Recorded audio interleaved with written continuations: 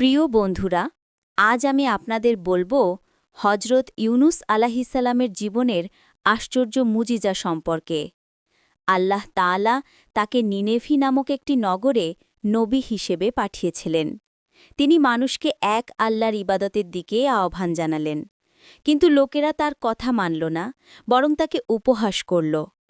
এতে করে ইউনুস আলাহিসাল্লাম ক্ষুব্ধ হয়ে তাদেরকে ছেড়ে চলে গেলেন। তিনি সমুদ্রের দিকে গেলেন এবং একটি নৌকায় যাত্রা করলেন। হঠাৎ ঝড়ো হাওয়া নৌকাটিকে বিপদে ফেলে দিল। নৌকাকে হালকা করতে লাটারির ব্যবস্থা করা হল। বারবার লাটারিতে ইউনুস আলাহিসাল্লামের নাম উঠল। তাকে সমুদ্রে ফেলে দেওয়া হল, আর সঙ্গে সঙ্গে এক বিশাল মাছ তাকে গিলে ফেলল। কিন্তু আল্লাহর হুকুমে মাছটি তাকে কোনো ক্ষতি করল না। অন্ধকার মাছের পেটে তিনি বন্দী হয়ে গেলেন।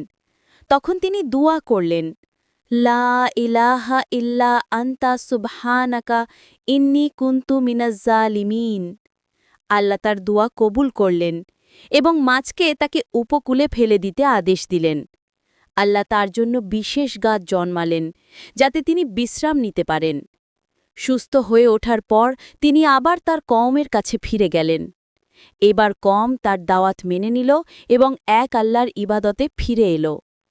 প্রিয় দর্শক, এই ঘটনা আমাদের শেখায় বিপদের সময় কেবল আল্লাহকেই ডাকতে হবে। আর হজরত ইউনুস আলাহিসাল্লামের দোয়াটি আমাদের জীবনের প্রতিটি দুঃসময়ে পাঠ করা উচিত। দাঁড়ান, আপনি কি লাইক বাটনটা মিস করে গেলেন? এটা তো একদম সামনে। ট্যাপ করুন আর সাবস্ক্রাইব করে রাখুন যেন কাল আবার দেখা হয়।